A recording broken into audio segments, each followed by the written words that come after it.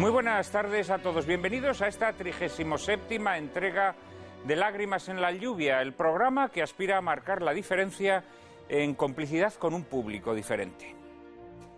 Se ha puesto de moda en los últimos años divulgar las podredumbres reales o ficticias del clero con más regodeo, cada vez en los detalles más escabrosos. Los medios de comunicación parecen empeñados en propagar a los cuatro vientos los deslices de tal o cual cura que equivocó su misión. En cambio, no se preocupan de aproximar a su público los desvelos de tantos miles de curas que desde una parroquia de pueblo, un hospital o una choza escondida en cualquier arrabal del Atlas calcinan su salud en el cumplimiento de aquella encomienda del Nazareno. Porque tuve hambre y me disteis de comer, tuve sed y me disteis de beber, peregrino fui y me acogisteis, estaba desnudo y me vestisteis, enfermo y me visitasteis, preso y vinisteis a verme. A estos curas, que por lo demás constituyen una inmensa mayoría, nadie les presta su voz, quizá porque la virtud no vende en el mercado de la carnaza, quizá porque su ejemplo callado refuta esa imagen siniestra que se pretende ofrecer de la Iglesia. Cuando se trata de envilecer a la Iglesia, una golondrina sí hace verano. Y de nada sirve que por cada cura que ultraja la inocencia de un niño haya 1000 curas que alivian la miseria de millones de niños, que alumbran el porvenir de millones de niños, que desveladamente trabajan por educar a millones de niños. Todos estos curas nada importan, no importan tanto que se oculta su existencia. En Lágrimas en la lluvia queremos acercarnos a esos miles de hombres que, como los primeros discípulos de Cristo, lo dejaron todo para seguirlo. Curas de pueblo y de ciudad, curas jóvenes y viejos, curas de clergyman y de paisano. De sotana quedan pocos o casi ninguno, pero la vida da muchas vueltas. Cada uno hijo de su padre y de su madre, pero todos ellos aferrados y aun clavados a su vocación, que los convirtió en hombres a contracorriente, hombres dispuestos a renunciar a formas de vida más regaladas a cambio de una felicidad difícil y puesta a prueba cada día. Quienes hemos tenido la suerte de tropezarnos en nuestro camino con curas que desempeñan su ministerio con alegría y denuedo, sabemos que el fuego que alimenta su vocación es el mismo. Todos se saben, con orgullo y humildad, pescadores de hombres ungidos por Dios para predicar la buena nueva. Todos se saben depositarios de una gracia que es testimonio de la fidelidad de Dios al hombre, y esta certeza les basta para vivir. Esta certeza es la que explica el sacrificio de esos curas rurales que atienden media docena de parroquias en pueblos que ni siquiera figuran en el mapa. Esta certeza es la que explica el pundonor de esos curas ya achacosos que siguen levantándose de la cama cuando suena un teléfono en mitad de la noche y una voz les requiere para administrar los sacramentos a un moribundo. Esta certeza es la que explica el coraje de esos chavales que ingresan en los seminarios contrariando las inercias de una época que ha renunciado al espíritu.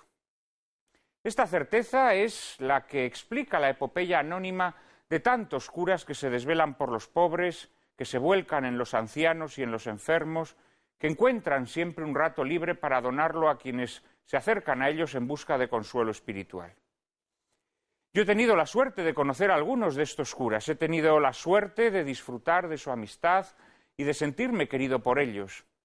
He tenido la suerte de compartir sus tribulaciones y de escuchar sus inquietudes, y he comprobado que en su rica e inabarcable diversidad son todos uno y lo mismo. Hombres que renuevan cada día el misterio de la redención, que se calcinan en el desempeño de su ministerio sin pedir nada a cambio, en un ejercicio de generosidad insomne que nunca dejará de asombrarme.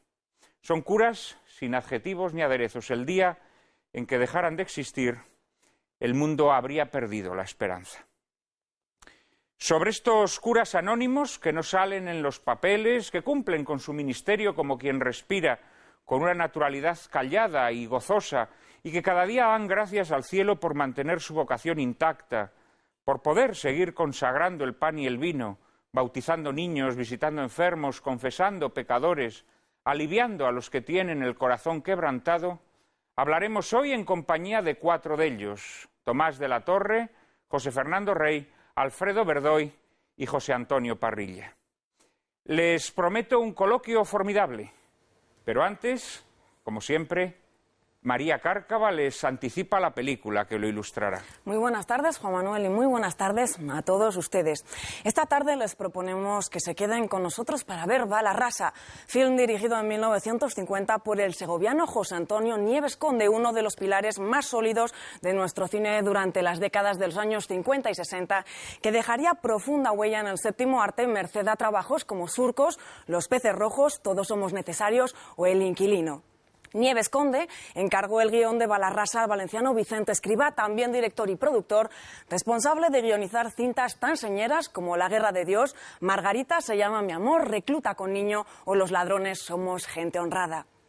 Jesús García Leoz, ganador en 2 ocasiones del Premio Nacional de la Música y responsable de musicalizar cintas tan emblemáticas como Botón de ancla de Ramón Torrado, Cielo negro de Manuel Murotti o Bienvenido Mr. Marshall de Luis García Berlanga, fue el elegido por Nieves Conde para sublimar con sus acordes el film que estamos a punto de disfrutar. Reseñables también la espléndida fotografía de Balarrasa dirigida por Manuel Berenguer, quien haría lo propio en otras películas memorables como Condenados de Murotti o La patrulla de Pedro Lazaga.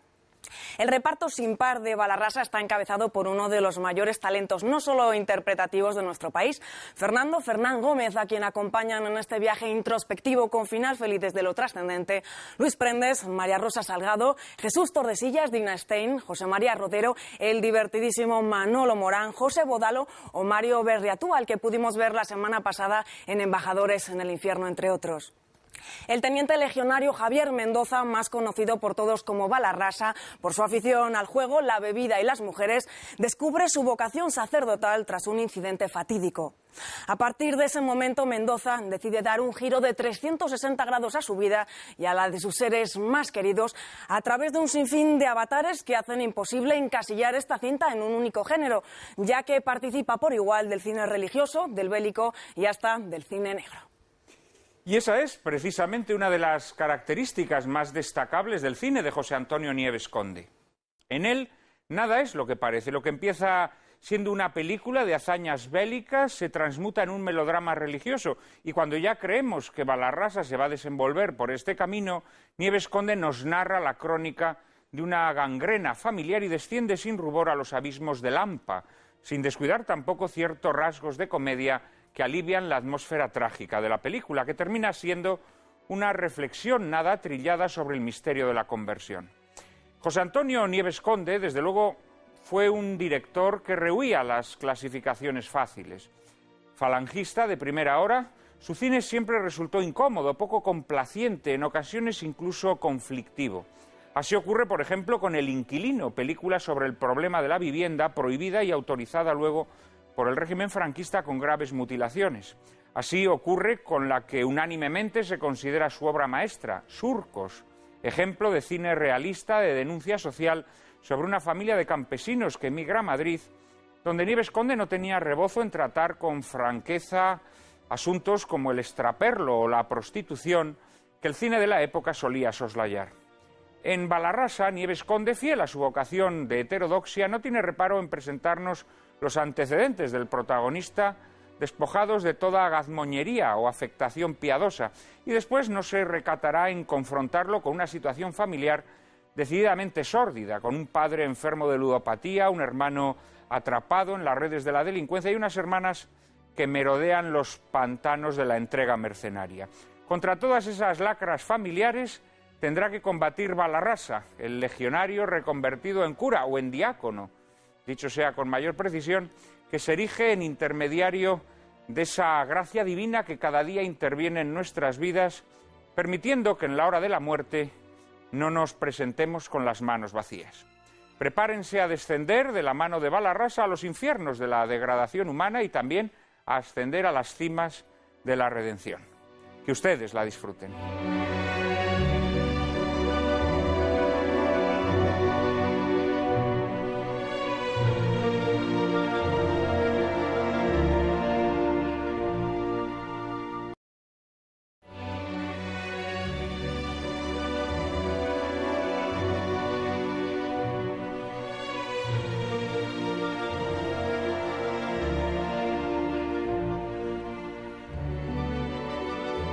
Muy buenas tardes otra vez a todos. La intervención de Balarrasa resultará providencial para esa familia suya que ha extraviado la brújula y está a punto de zozobrar. También la intervención providencial de nuestros espectadores nos ha salvado de muchos descalabros y titubeos cuando la nave de Lágrimas en la Lluvia no avizoraba tierra firme. Por eso hemos dispuesto una dirección de correo electrónico a la que nuestros seguidores pueden hacernos llegar sus impresiones, reconvenciones y sugerencias.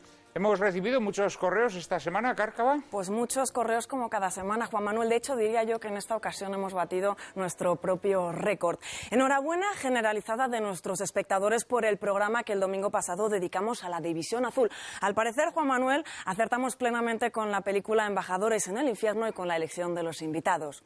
Rafael Márquez, Alfonso Velasco, Antonio Sebastián, Carlos Juanes, Juan Manuel Almenda y Cristina García Tenorio, entre otros, nos envían sus más sinceras felicitaciones.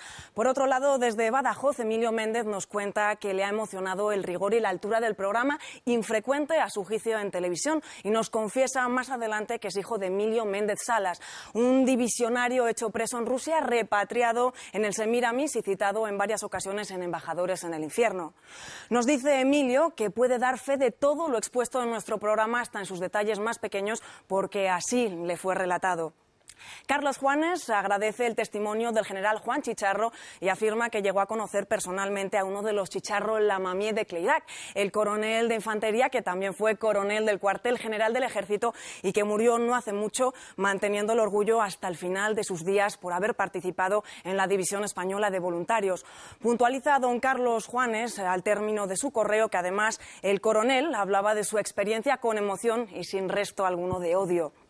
Cristina Afán de Rivera, hija del divisionario Luis Gerardo Afán de Rivera, también nos agradece haber abordado de forma tan ecuánime el tema de la División Azul. Igualmente lo hace Carlos Alfonso Cedrés, hijo del divisionario Manuel Alfonso Moreira. María Jesús Sánchez Seco Niño, en un emotivo correo, nos cuenta que su padre tuvo que ir obligado a la guerra civil con el bando republicano y que, transcurrida la misma, fue enviado a un campo de concentración. Posteriormente tuvo que hacer la mili y él, asegura María Jesús, nunca nos ha transmitido sentimientos de venganza, sino todo lo contrario. Simplemente se quejan de que nadie hoy día se acuerda de aquella generación perdida. Así que, Juan Manuel, algo tendremos que hacer al respecto, digo yo. Y desde mi tierra, Asturias, Francisco Alamán nos pide que dediquemos una edición de Nuestras Lágrimas a hablar con rigor y sin adornos del verdadero Azaña. María Asunción Barrachina desearía ver un programa dedicado a las gestas de los tercios españoles en Europa. Felipe Suárez se suma a la petición de otros muchos espectadores de Lágrimas en la Lluvia, reclamando un programa sobre memoria histórica. Y Nuria Blanco nos propone que dediquemos una de nuestras próximas entregas a las nuevas y viejas adicciones.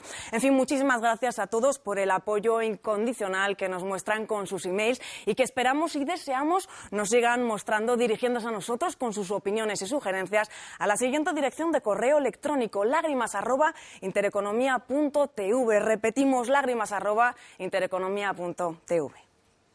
Ahí estaremos siempre dispuestos a recoger todas esas sugerencias y elaborar con ellas, con las propuestas que nos vayan llegando, sucesivas entregas de Lágrimas en la Lluvia. Ya quedan pocos programas para el fin de esta temporada, pero aunque en agosto no estaremos con ustedes, a partir de septiembre nos tendrán otra vez aquí y seguiremos tratando de dar salida a todas sus interesantísimas propuestas. Precisamente hoy vamos a hablar de la vocación sacerdotal, de los sacerdotes. Citábamos hace un par de semanas, o hace 3 semanas, cuando llegaba nuestro programa al Ejército, aquella célebre cita de Charles Baudelaire, donde decía que solo existían 3 hombres dignos, ¿no? El poeta, el sacerdote y el soldado. Y hoy precisamente vamos a dedicar nuestro programa a uno de esos 3 hombres dignos de los que nos hablaba Baudelaire, el sacerdote. Para hablar sobre los sacerdotes, sobre la vocación sacerdotal, hemos considerado que nadie mejor que los propios sacerdotes. Y por eso hemos reunido aquí a una representación que estoy seguro va a ser del gusto de todos nuestros espectadores. Está con nosotros don José Antonio Parrilla, sacerdote de la diócesis de Sevilla. Cursó estudios civiles de Filosofía y Letras, rama de Historia en la Universidad de Sevilla y estudios eclesiásticos en el Seminario de San Telmo, en Sevilla. Ordenado sacerdote, en 1985 estudió filosofía en Roma, en la Pontificia Universidad de Santo Tomás de Aquino, comúnmente conocida como Angelicum. Ha ejercido 7 años como sacerdote en parroquias rurales y 15 años en parroquias urbanas. Actualmente es párroco de la iglesia de San Francisco Javier en Sevilla. Muy buenas tardes, don José Antonio. Hola, buenas tardes. Muchísimas gracias por atender nuestra petición. Sí. También de Andalucía viene don Tomás de la Torre. Es sacerdote de la diócesis de Jaén, licenciado en Teología por la Facultad de la Cartuja en Granada. Ha desempeñado diversos cargos pastorales y docentes y colaborado en diversos medios de comunicación locales y nacionales. Actualmente imparte clases de religión y moral católica en el Instituto de Torre del Campo, localidad cercana a Jaén. Mantiene un blog titulado El Olivo en el portal de Infocatólica. Como sacerdote está adscrito a la parroquia San Pedro Poveda de Jaén. Don Tomás, muy buenas tardes y muchísimas gracias por atender nuestra petición. Buenas tardes, Juan Manuel, y toda la audiencia y los telespectadores de Intereconomía Televisión. Muchísimas gracias a ambos, además, por haber cruzado las Españas, por haber venido desde el sur atendiendo nuestra solicitud. Nuestro tercer invitado hoy también ha tenido que viajar un poquito, pero menos. Se trata de don José Fernando Rey. Es sacerdote de la Archidiócesis de Madrid, licenciado en Derecho y escritor. Es autor de varios libros, entre los que destacaremos Figuras de la Virgen en el Antiguo Testamento, Las 7 palabras desde la cruz o La resurrección del Señor. Mantiene también un blog, tenemos mucho cura bloguero esta tarde, llamado De un tiempo a esta parte. En 16 años de sacerdocio ha trabajado en parroquias de Villaverde Alto, Las Rozas y en la actualidad en Los Arroyos. Muy buenas tardes. Don José Fernando, muchísimas gracias. Lo mismo digo. Y cerramos este cuarteto, después de estos 3 sacerdotes seculares o diocesanos que les acabo de presentar, con alguien que los seguidores más asiduos de nuestro programa conocerán bien. Se trata de Alfredo Bordoy. Es operario de la Compañía de Jesús, doctor en Historia Moderna y Contemporánea por la Universidad Autónoma de Madrid. En la actualidad es profesor de Historia de la Iglesia Contemporánea y de Doctrina Social de la Iglesia en la Universidad Pontificia Comillas. Es autor, entre otras obras, de Los bienes de los jesuitas, disolución e incautación de la Compañía de Jesús durante la Segunda República, o El molinero de Dios, vida de San Francisco Javier. En la actualidad prepara un manual de historia de la Iglesia contemporánea y dirige la revista Razón y Fe. Padre Bordoy, muchísimas gracias por acompañarnos una vez más aquí en el plató de Lágrimas en la Lluvia. Buenas tardes y muy a gusto he venido. Muchísimas gracias. Yo creo que debemos dedicarle algún comentario a Balarrasa, la película que acabamos de ver, una de las películas más populares, por cierto, del cine clásico español. Una película que evidentemente ha envejecido en algunos aspectos, pero que en otros conserva su frescura y resulta sorprendente, sobre todo por esa mezcla de géneros a la que yo hacía alusión. Me consta que entre nuestros invitados hoy hay uno especialmente cinéfilo, que es don José Fernando, y a él le pido que haga una primera aproximación a esta película. Pues la aproximación que te puedo hacer es que me he reído mucho. Quiero decir, me he reído en el sentido de que la película se ha hecho vieja, pero no por culpa de la película. Es que España ha cambiado tremendamente en 60 años. O sea, una película de la misma época, como puede ser Calabuch, es una película intemporal. Sin embargo, ahora mismo ves Balarrasa y dices, ¿esto de dónde ha salido? Es decir, lo que era el sacerdote y cómo era visto el sacerdote hace 60 años y cómo es visto el sacerdote hoy, pues tiene muy poco que ver. Es el vuelco social que ha sufrido España. En Balarrasa se nos presenta al sacerdote pues como visto, y además visto así en los medios de comunicación, como un héroe, prácticamente, ¿no? El héroe que lo deja todo y además el santo que prácticamente pues hace milagros, porque este hombre llega a su familia y con su esfuerzo, desde luego, y con su cariño realiza el milagro. Hoy día, en los medios de comunicación, tú comparas esta película con lo que está poniendo ahora mismo cada vez que sale un sacerdote en las series de Antena 3, pongamos por caso, o en las series de producción española, que cuando no sale el sacerdote besando a una señora, sale haciendo cualquier tipo de tropelía. Es decir, el sacerdote ha pasado de ser héroe a ser villano.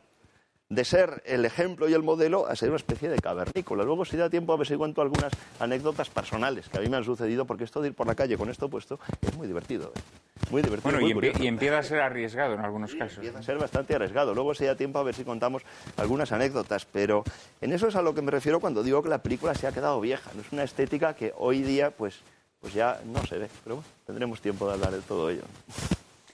Don José Antonio, ¿a usted le gusta Balarrasa? ¿La ha visto varias veces? ¿Le sigue gustando? Es una película, como película entiendo que es bastante buena. Además, con 3 historias casi articuladas por el personaje: la historia de guerra, la historia de la vocación, la historia familiar.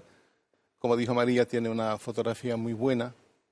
Claro, la figura sacerdotal corresponde a aquellos tiempos, ¿no? Pero fíjate que el concepto de cura heroico vuelve. Hace nada se ha estrenado esa película de La Cima. La última sobre cima. El sacerdote madrileño, Pablo Domínguez. Pablo Domínguez, sí. Un sacerdote que murió. Y el protagonista se ve con esa perspectiva de un hombre de facultades especiales, con un tirón especial, de un cierto nivel, capaz de aglutinar jóvenes. Y el sacerdote es una personalidad especial. Entonces, cuando aparece, se distingue y en la película, obviamente, la película de Balarrasa, es un personaje.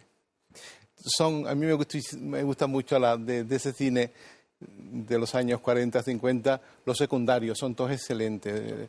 La Julia Cabalba, que hace de Tata, de la casa, Manolo Morán, el taxista, el mismo José María Rodero hace un papel simpaticísimo. Son películas que a mí me gustan especialmente, tanto por el formato, por el blanco y negro, que a mí me atrae muchísimo, y por ser de ese tiempo. Fue un cine español de mucha calidad. Sí, yo también comprendo que no se ve como una película, pero a mí me interesa como película de ese momento y de ese tiempo. La película, vamos a ver, vista así un poco por sorpresa, pues puede causar cierta perplejidad. Yo creo que ese prólogo y ese epílogo en Alaska no dejan de estar metidos un poco con calzador. A la película se le pueden poner reparos, pero la película es de una osadía extraordinaria. Es una película que primero te plantea pues una especie de prólogo bélico, de cine bélico. Inmediatamente después pues te plantea una película de iniciación. Es una película de iniciación. Vemos a un joven, o bueno, ya no tan joven, que decide ingresar en el seminario. Y cuando ya pensamos que va a ser una película sobre la formación de un sacerdote, de repente nos vemos metidos en una película de cine negro, porque realmente toda la historia de la familia de Balarrasa es una historia espeluznante y no se libra a nadie, todos están chapoteando en el fango. Y a mí esto, he de confesar que me resulta muy interesante, ¿no? De repente ver a un sacerdote en las situaciones, en principio, más inverosímiles. Y Nieves Conde, que era un hombre que tenía una gran preocupación social, tenía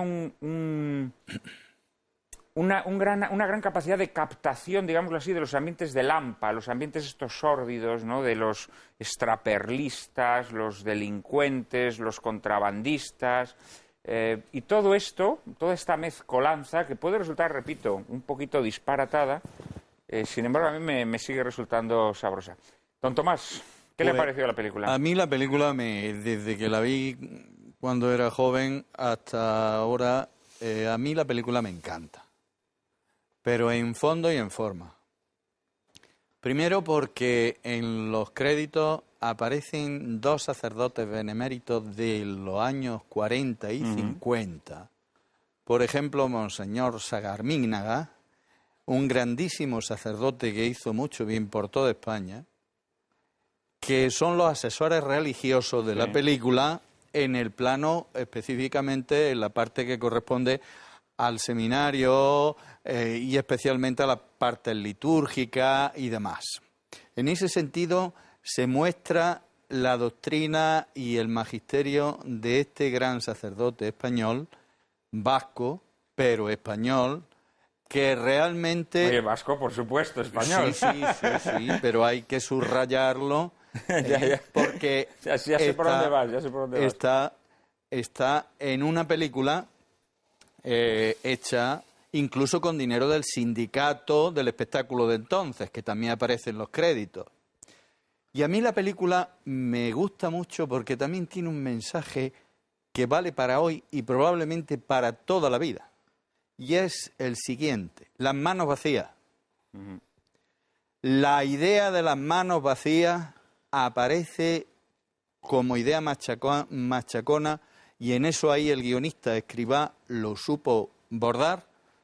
No hay que ir con las manos vacías ante el Señor. Y Fernando Fernán Gómez, que hace un papelazo impresionantemente positivo, pues luego al final dice: Señor, va la raza, pero ¿cómo llevo las manos? ¿Vacías? Él que le había predicado un sermón cenando a toda su familia sobre las manos vacías, de la parábola de los talentos. Pues puedo preguntar, ahora se me ha surgido una duda. ¿Un diácono en circunstancias graves, en circunstancias de peligro de muerte, no puede confesar? No puede, ¿no? Pero, perdona, un asunto, es que es curioso la imagen de las manos vacías, que es la misma imagen utilizada en otro sentido, pues se ve la riqueza de estas imágenes por Santa Teresita de Lisieux. Santa Teresita habla de las manos vacías, pero como la manera en la que ella se va a presentar ante el Señor precisamente, diciendo que será el Señor quien se las llene, que ella no ha podido hacer nada. O sea que una misma imagen, vista desde dos ángulos distintos, pues es muy aleccionadora de las dos formas también, ¿no? Porque dice, al final, nosotros, pues, ¿qué podemos hacer? Que podamos nosotros, como dice el Salmo, ¿no? ¿Cómo pagaré al Señor todo el bien que me ha hecho? ¿Qué podemos hacer nosotros para llenar las manos de Dios? ¿No? Pues es muy poco. Tenemos que dejar que sea Dios. A los sacerdotes, como nos llena Dios las manos todas las mañanas con la Eucaristía, pues sabemos muy bien lo que es tener las manos vacías y que nos las llene Él, ¿no? Pero obras nuestras, pues a veces uno se ve un poco pobre, ¿no? Padre Verdoy, ¿qué le ha parecido la película? Usted no la había visto en la infancia ni en la adolescencia. Yo es que soy de un pueblo que había cine solamente los domingos y no todos los domingos podíamos ir. Esta película fue muy famosa. Pasa que entonces, seguramente, usted es demasiado joven. Seguramente en aquel pueblo mío pondrían la película, pero yo no fui o no me acuerdo o lo que fuera. A mí estas películas me gustan mucho porque es como entrar en nuestra propia historia, recordar nuestra propia realidad, entrar en un túnel no negro, sino lleno de vitalidad y de colorido, y poder disfrutar y poder examinar y volver a revivir circunstancias que son nuestras. No son el cine americano ni el cine francés, sino nuestro cine. Pero bueno, yendo más a la película, yo destacaría de esta película y de esta vocación 3 rasgos fundamentales, para mí, que tienen actualidad en la vida sacerdotal y que sería el primero, la determinación. Este señor ha vivido una vida bastante desarreglada, una vida un poco de crápula, y en un momento determinado cae en la cuenta de que sus manos están vacías y con determinación y prontitud va al seminario y comienza su etapa de formación, que consiste fundamentalmente en escuchar a un sacerdote que le va a ir diciendo lo que tiene que hacer. Segunda nota importante en la formación de un sacerdote, la sabiduría de los superiores. Porque si este chico no llega a salir y volver a Madrid y encontrarse con su familia, seguramente nosotros no sabríamos nada de nada y su formación hubiera sido un poquito deficiente. Hay que demostrar la vocación con una aprobación. Y lo mejor es que vayas a tu casa, estés unas cuantas semanas o unos meses y después ya veremos si vuelves y qué es lo que ha ocurrido. Y en tercer lugar, la capacidad de liderazgo espiritual, de arrastre, que los sacerdotes en aquella época y hoy tienen, y que quizá en aquellos tiempos era más fácil demostrarlo dentro de la propia familia, hoy dentro de las propias familias es más difícil. Pero yo destacaría estas 3 notas. Hay una cosa que impresiona mucho al espectador de hoy, año 2011, ¿no? Y es ver lo populosos que eran los seminarios entonces. Es una cosa que impresiona mucho, ¿no? Cuando ves ese refectorio lleno, o esa iglesia abarrotada de seminaristas, sí es una cosa que produce... Era un seminario, el de Salamanca, para vocaciones tardías.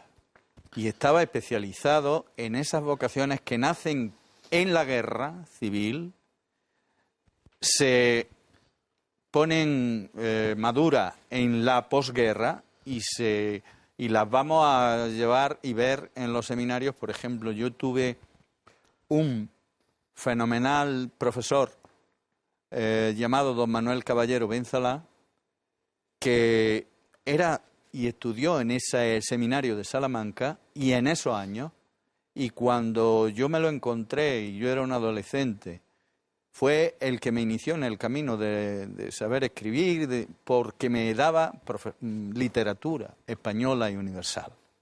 Venía de Salamanca y había dejado su carrera, parecido a Balarrasa, había dejado su carrera, era juez. Había estudiado Derecho y después había opositado a juez. Y de fruto de aquellas vocaciones valientes y decididas de aquellos años. José Antonio, ¿me había pedido la palabra? No, pero intervengo. Hay una grabación curiosísima. Yo, el año 40, 40 y algo, puede ser el arzobispo de Barcelona, Modrego. Era Modrego, época, sí. simpaticísima. Aparece el obispo vestido de pontifical, la mitra, capa, báculo, hablando de las vocaciones y con imágenes del seminario de Barcelona, el seminario conciliar de aquellos años. Curiosísima.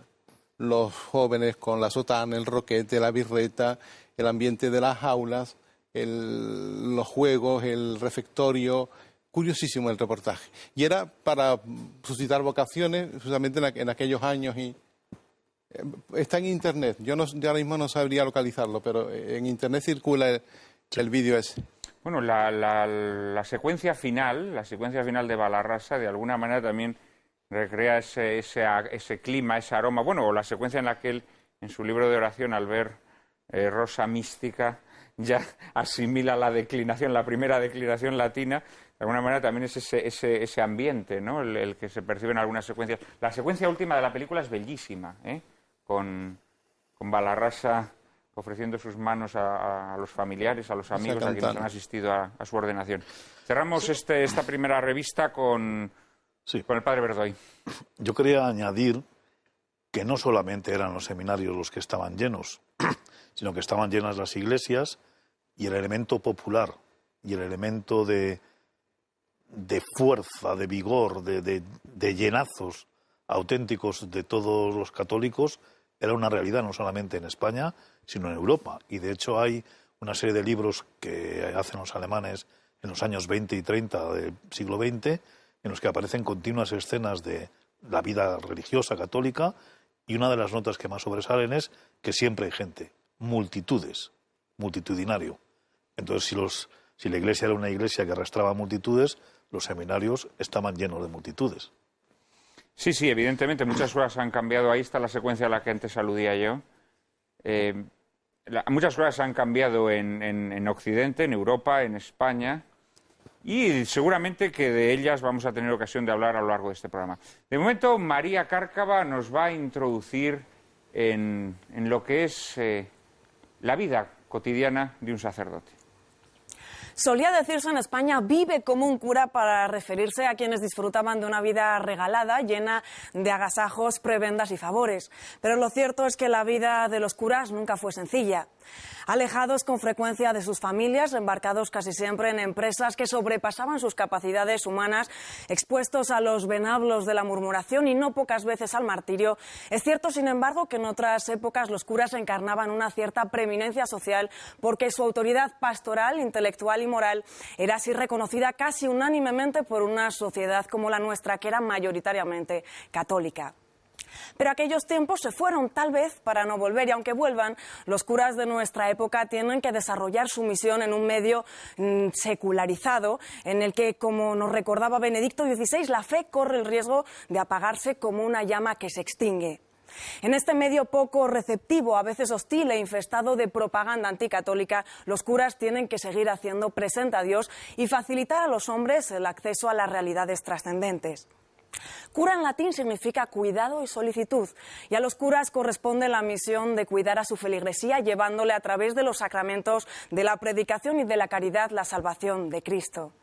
Para cumplir con esta misión, los curas tienen que enfrentarse a todo tipo de dificultades y contratiempos agravados por la escasez de vocaciones y por la eclosión de nuevas formas de vida que han cegado las ventanas de la intervención del misterio. Pero en medio de tales dificultades y contratiempos, los curas siguen siendo instrumentos de la la gracia, portadores del perdón, predicadores de la palabra que da la vida eterna, celebrantes de los misterios de Dios en los momentos más significativos y en los más ordinarios de nuestras vidas, con una generosidad y perseverancia a prueba de claudicaciones. Con frecuencia olvidamos que, aunque alumbrados por una vocación divina, los curas están hechos del mismo barro que nosotros, que están expuestos a los mismos desafíos y contrariedades que cada uno de nosotros, a los mismos pecados y a las mismas debilidades. Pero ¿cómo es la vida real de un cura? ¿Cuáles los sacrificios y renuncias cotidianas que debe arrostrar? ¿Cómo logra mantener la fidelidad a las promesas que hizo en el momento de su ordenación? ¿Cómo mantiene fresca y renovada su vocación de servicio?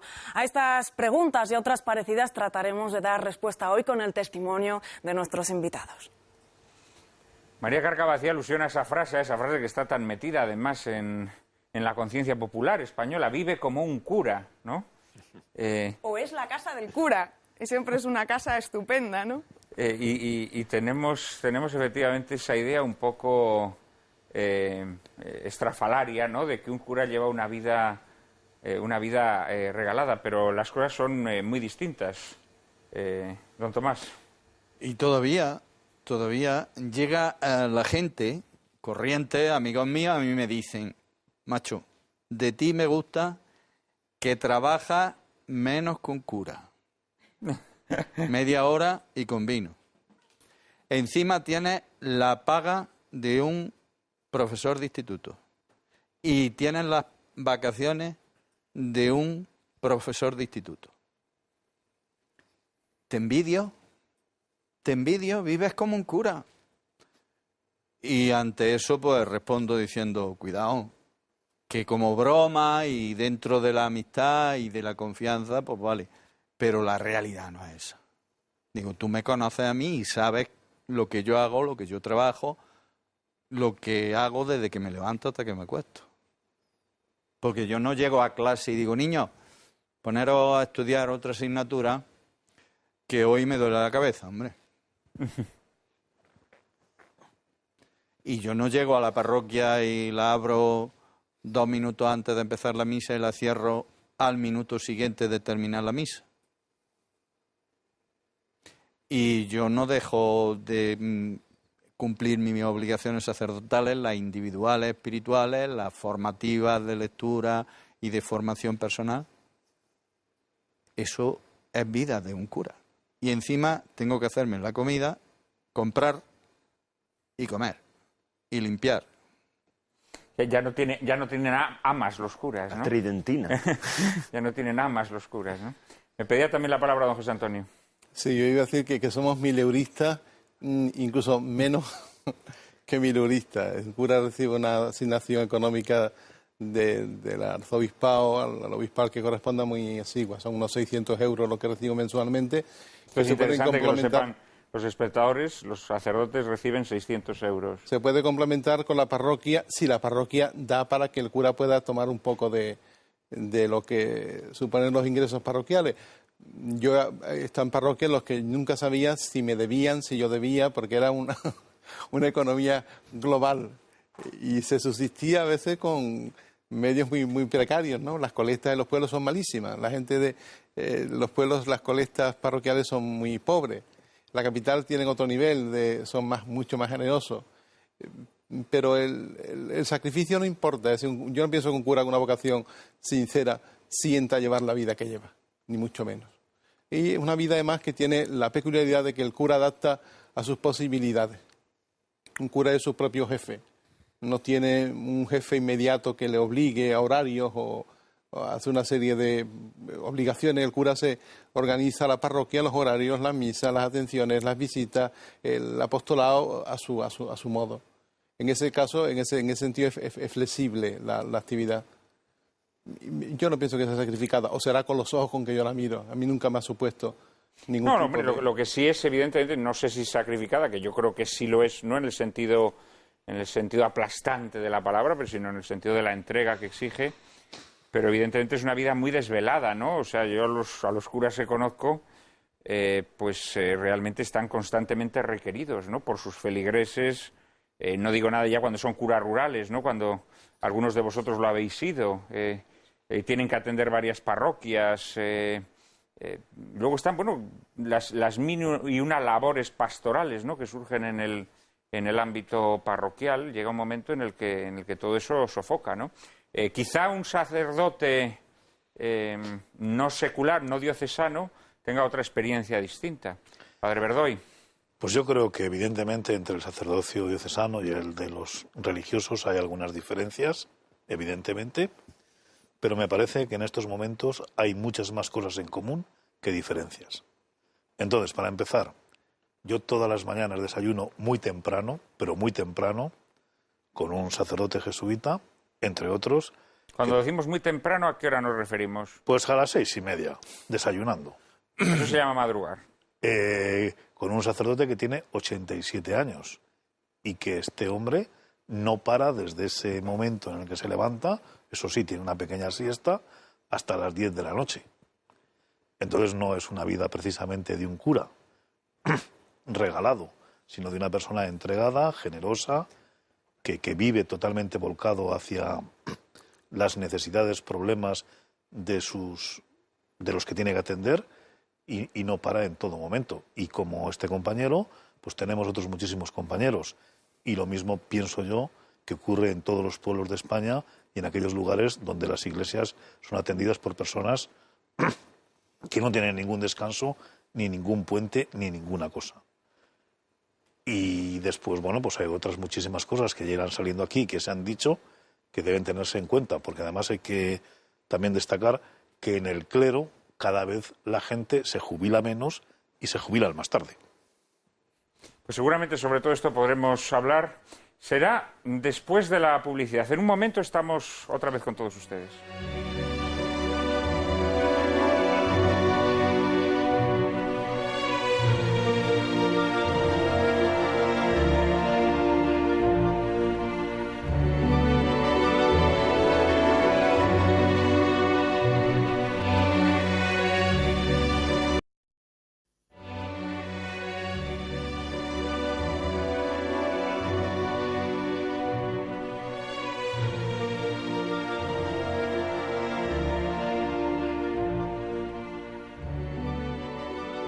Nos contaba el padre Verdoy algunos rasgos de esa vida cotidiana. Muy modestamente, muy pudorosamente los ha referido a un hermano suyo, pero quienes conocemos al padre Verdoy sabemos bien que no da abasto con todo el trabajo que carga sobre sus hombros, que es mucho pastoral, Tampoco es tanto. intelectual. Tampoco es tanto.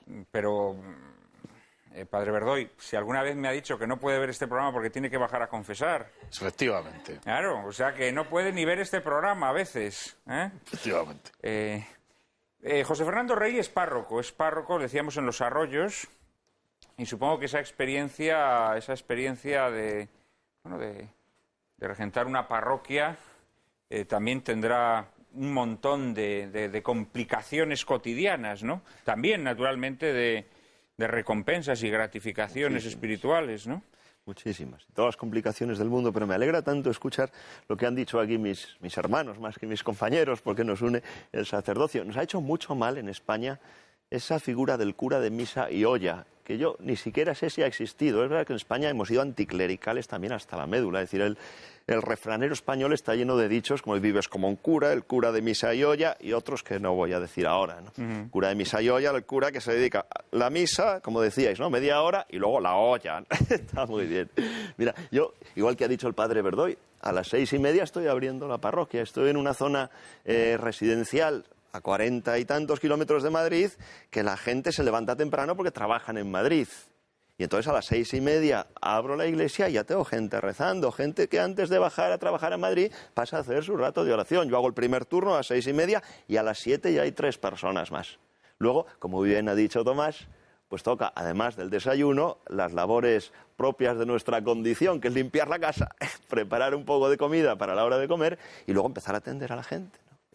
Misa de la mañana, que tienes que ir a ver enfermos, que yo dedico mucho tiempo, como tantos sacerdotes y tantos párrocos, y seguro que los sacerdotes que están aquí conmigo, a recibir a personas particularmente en el despacho, personas que vienen con dolores, personas que vienen con problemas, personas que vienen pues a que el sacerdote les escuche y les asesore, y luego ya vienen las tardes y es la catequesis de los niños y son las reuniones pues, sobre la economía parroquial o con los encargados de la liturgia de la parroquia hasta las 9 de la noche. Es decir, que desde las 6:30 hasta las 9, pues ahí estamos. Has mencionado, Lunes, por ejemplo, martes, miércoles, jueves. Exacto, viernes, todos los sábado días y del domingo. O sea, Has especialmente mencionado que domingo. recibes a muchos feligreses que te van a contar sus problemas, su situación, etcétera, etcétera.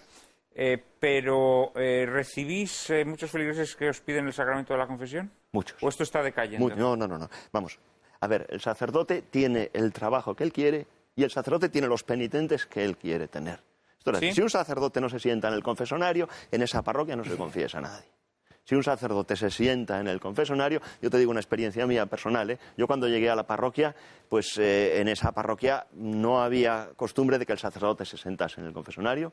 Yo me empecé a sentar, los primeros 2-3 meses vino poca gente, ahora mismo necesito ayuda de 2 sacerdotes más para confesar. Estamos confesando los días de semana, 2 horas todos los días, sin parar, y los fines de semana durante todo el día prácticamente.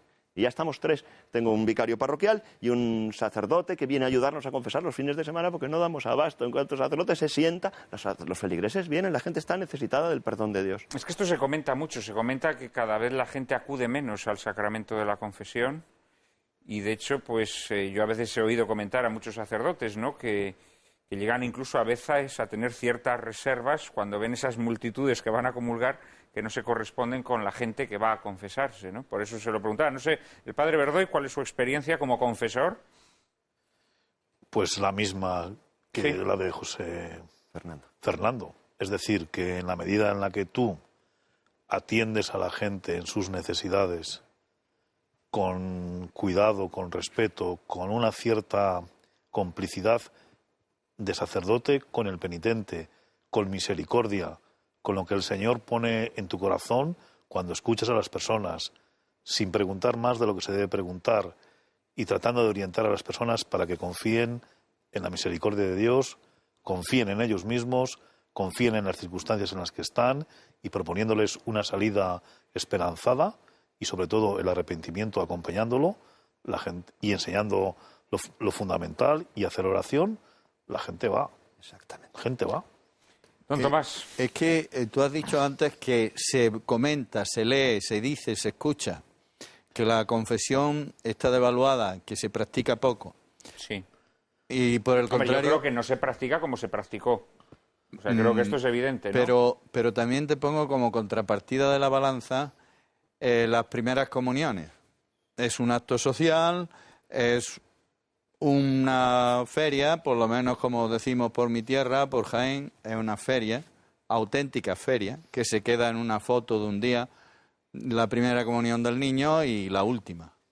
Pero sin embargo, lo que nunca se dice cuando se habla del sacramento de la penitencia, lo que nunca se dice es que hay, lo que dice José Fernando, un rebrote en esta sociedad con las manos vacías, en esta sociedad superficial, en esta sociedad anárquica, en esta sociedad sin perro, sin amo y sin ley, en esta sociedad vacía y materialista, la gente que sabe que el sacerdote, los sacerdotes, nos sentamos a confesar y lo sabe y le consta, va. Claro que va. Y recibe el sacramento, convencido de que necesita eso más, entre comillas, probablemente que comer. ¿Y por qué? Sencillamente porque tiene las manos vacías, como hemos dicho en la película. Porque son gente que chapotea en los pantanos, como tú citabas. Porque son gente que se acuesta por la noche y no duerme. Y se levanta por la mañana y tiene un dolor de cabeza porque no ha dormido, porque no está en paz con su conciencia. Y nosotros los sacerdotes tenemos las 24 horas del día abierta nuestra mano y nuestra casa para confesar a quien nos lo pida. Y lo hacemos.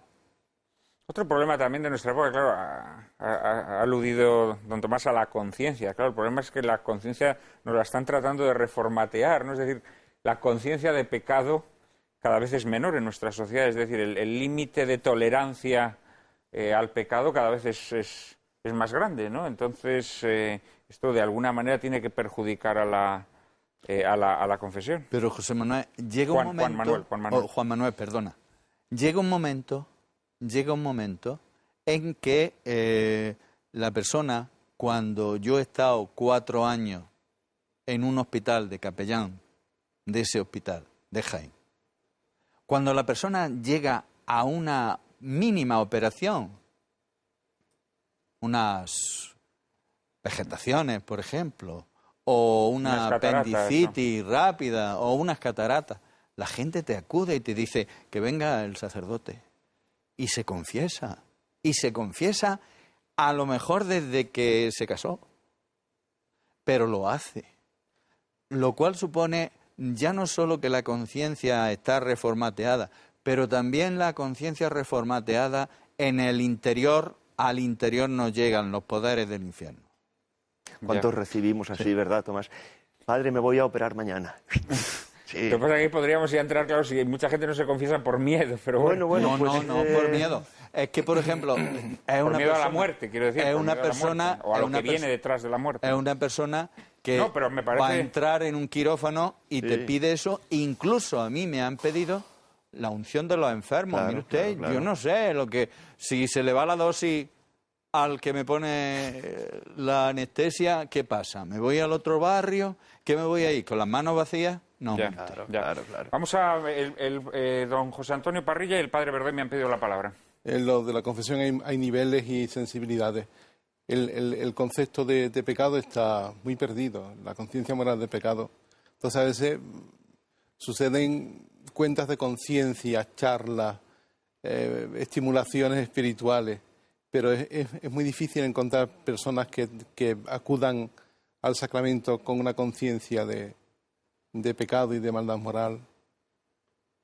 Son otras relaciones, sacerdote fiel, siempre en nivel espiritual. En la parroquia donde yo estoy hay confesiones todos los días. En las ciudades, en el ambiente urbano, hay un nivel de cierta formación, sensibilidad espiritual distinta a la de los pueblos. Pero personas que vengan con una conciencia de pecado bien formada, es difícil. No, se nota como todo ese mundo ha sufrido una alteración grave, desde los niños, los adultos. Y claro, el sacerdote toca tantos niveles. Un sacerdote joven, con 25 años, tiene que ser un director espiritual de ancianos. Un sacerdote de 70 años tiene que ser director de jóvenes de 15. Es un mundo muy, muy curioso al que se le pide al sacerdote muchos niveles de compenetración,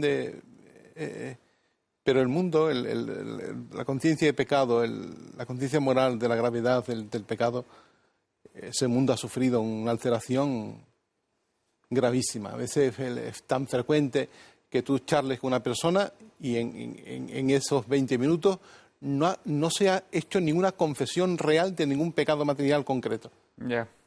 Ha sido una exposición como un alivio de cosas, de su vida, de circunstancias. Entonces uno interviene, aconseja, estimula. Ese mundo ha sufrido un... Padre Verdoy. Estando de acuerdo con don José Antonio, creo que esto es así, pero a mí me parece que en la medida en la que un sacerdote se muestra cercano y sobre todo actúa con misericordia y gratuitamente, los efectos negativos del pecado se muestran y aparecen. Y es ahí donde comienza una especie de acercamiento a la realidad misteriosa y redentora del pecado, que hace que esa persona caiga en la cuenta de lo que significa. Y poco a poco, en algunos casos, se va entrando en el misterio de la redención. Pero además hay otra cosa, y es que, de acuerdo con él, un sacerdote se puede convertir en una persona que dialoga de 20.000 temas y en profundidad con mucha gente. Pero lo que realmente da con la cuestión fundamental es que es todo gratuito. Todo parte de la misericordia, de la confianza y del amor. Y ahí se va poniendo de manifiesto lo que es la paternidad de Dios, que libera y limpia los pecados. Y eso la gente lo ve, porque yo me he encontrado con mucha gente y me dice, después de 8 años con un psiquiatra que me sacaba tantos euros por sesión, resulta que aquí se me está diciendo mejor las cosas y me siento curado, curada y en camino. Pero yo no voy a eso. Voy Hombre, cuando dices gratuito... a lo que significa gratuito en el sentido... Es decir, San Francisco Javier dice él en sus cartas que se emocionaba y lloraba cuando la gente se iba a confesar. ¿Por qué? Porque veía a las personas emocionadas y él, como respuesta a la gratuidad del otro, respondía con lo mismo. Entonces, un sacerdote cuando se encuentra con una persona que realmente le entrega en pocos minutos y con libertad auténtica su vida, tú haces lo mismo. Haces lo mismo, te sale lo mismo. Don José Fernando. Es que lo que tú decías, José Antonio, ¿verdad? Me parece, tienes toda la razón. Hay muchas personas que se acercan al confesonario y en vez de contarte sus pecados te empiezan a contar sus penas. O a veces los pecados del marido, de la mujer o del vecino, pero es que son sus penas. Pero esto tiene, y a veces los pecados los tenemos nosotros incluso que traducir o que ayudarle a la persona que viene a que los verbalice, pero es que tiene que ver también con este cambio social del que hablábamos. La formación religiosa del cristiano medio hoy día no tiene nada que ver con la que había pues los tiempos de Balarrasa, pongamos por caso. Antes, hasta los pocos ateos declarados que pudiera haber en un pueblo se sabían el catecismo de pe a pa, porque en el colegio el padre Astete y el padre Ripalda se habían encargado. Hoy día, gente que viene a misa de 12, como te descuides, no sabe ni los mandamientos de la ley de Dios. Ya si preguntas los de la iglesia, se te van. Bueno, pues entonces habría que preguntarnos si en las catequesis se está enseñando el catecismo. Catequesis de o se adultos. están enseñando Sí, otras cosas. Pero sobre todo hablo de los adultos. No, ya. Es que hay que formar a los adultos. Claro. Yo me estoy refiriendo a mi propia época. Bueno, yo ya soy adulto, la verdad, soy bastante talludito.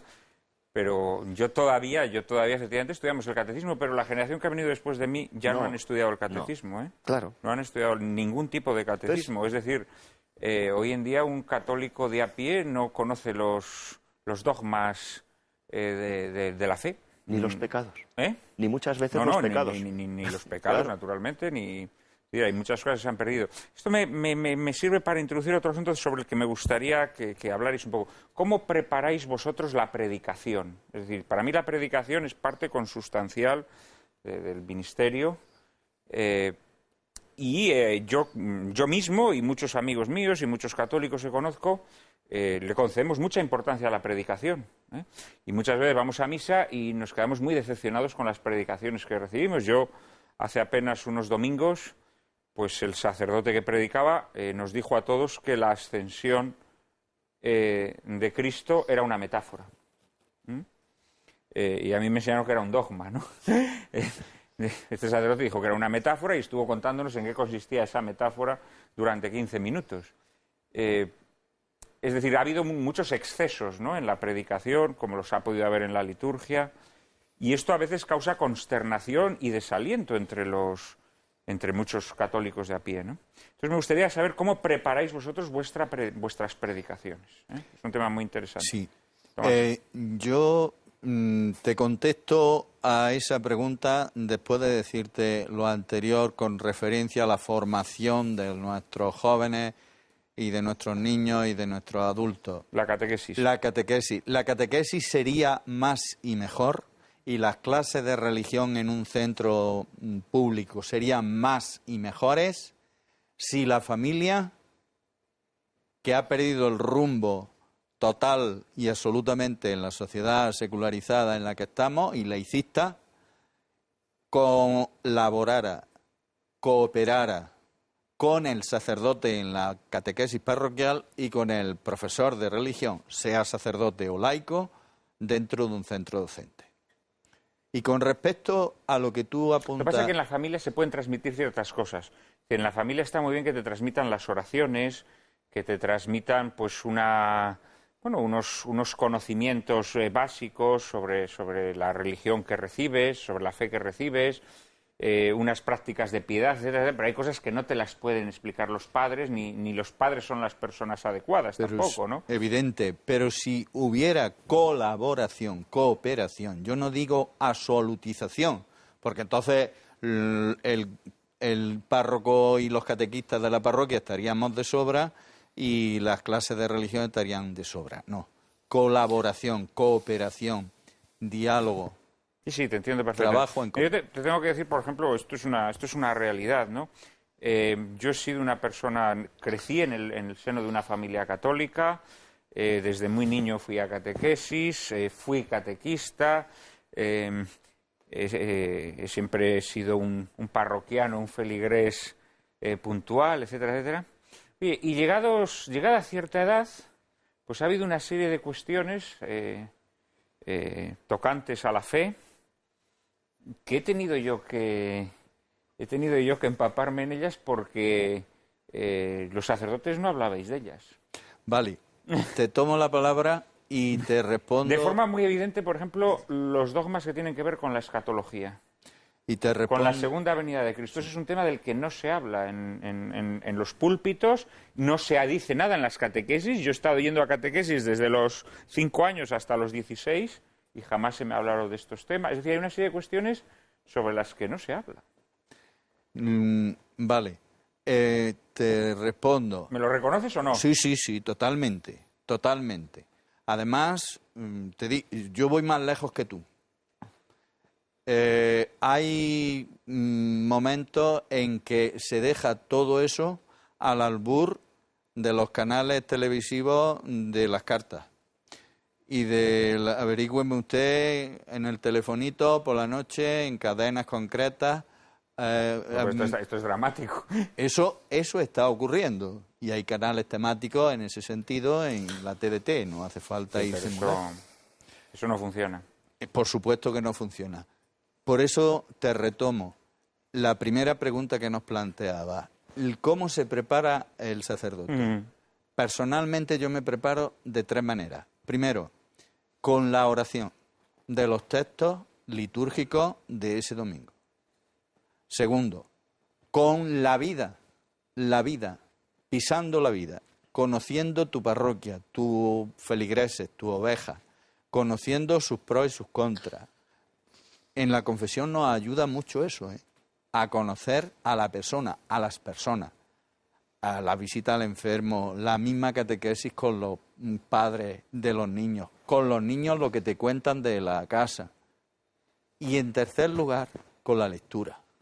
Con la lectura de una biblioteca actualizada, no con teólogos insignes, que lo hay, y permanentes y perennes en la historia de la Iglesia.